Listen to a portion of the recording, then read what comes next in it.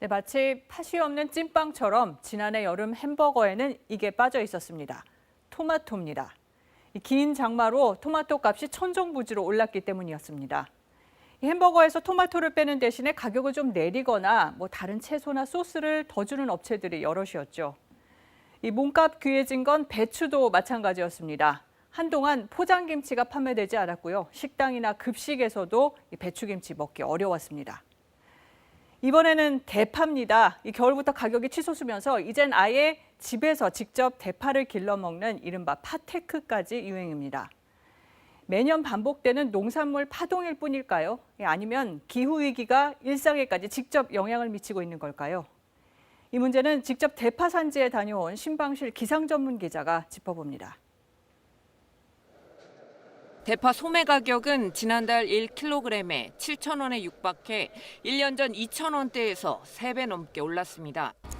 평범한 대파가 금파가 된 원인으로는 재배 면적 감소와 함께 기후 위기가 꼽히고 있습니다. 실제로도 그런지 대파 산지를 직접 찾아가 보겠습니다. 목포행 기차를 타고 전남 신안군 임자도로 향했습니다. 섬에 들어서자마자 푸른 대파밭이 펼쳐집니다. 이곳 전남 신안 지역은 우리나라에서 대파 생산량이 가장 많은 곳입니다. 지금은 보시는 것처럼 노지에서 막바지 겨울 대파가 재배되고 있습니다. 수확이 한창인 밭을 찾았습니다. 지금은 대파가 금값입니다. 가락동 시장에 경매하면 경매가가 100원도 되고 200원, 300원 이렇게 나오던 것들이 이제 지금 여기 어른들 말씀으로는 100년 만에 처음 있는 가격이다. 하지만 지난해까지만 해도 팥값은 헐값이었습니다. 가격이 폭락해 농민들이 대파 농사를 포기하면서 지난달 대파 출하 면적은 1년 전보다 40% 가까이 줄었습니다. 출하량도 반토막 났습니다. 먼저 지난 여름 연일 이어진 비로 대파 뿌리가 물러져 상당량을 폐기했기 때문입니다.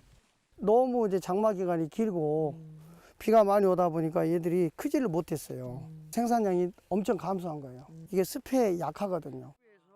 대파의 굵기는 얇아지고 길이는 짧아졌습니다. 원래 하얀 부분이 40-50cm는 돼야 하는데 지금은 30cm도 안 됩니다. 대파 10개를 묶으면 보통 1kg이 됐는데 올해는 20개를 묶어야 비슷한 무게가 나옵니다. 여기에다 지난 겨울엔 한파로 냉해를 입었고 생산도 쉽지 않았습니다. 겨울에 따뜻한 지역이라서 땅이 얼거나 영하로 떨어지는 경우가 별로 없었거든요. 최근에는 얼어가지고 곡괭이로 찍어서 출하하고. 이런 상황은 실제 기후 데이터로도 확인됩니다. 대파 생육기였던 지난해 여름, 전남에는 1년강 수량의 70%가 한꺼번에 쏟아졌습니다. 장마철이 워낙 길었다 보니까 특히 전라남북도 같은 경우에는 1000mm 내외로 많은 강수가 기록되는 특징을 보였습니다. 올해 1월 상순에는 역대 최저 기온이 나타났고 기온의 변동폭 역시 가장 컸습니다.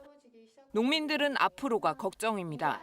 정상적인 이런 기온보다 이상 기온들이 워낙 많으니까 어느 품종을 선택해야 할지도 모르겠고 올해 날씨를 일체할 수 없기 때문에 이번 대파값 폭등은 시작에 불과할 수 있습니다. 석 달째 떨어질 줄 모르는 대파값은 기후위기가 우리의 식탁을 위협하고 농업의 근간을 흔들 수 있음을 경고하고 있습니다. KBS 뉴스 신방칠입니다.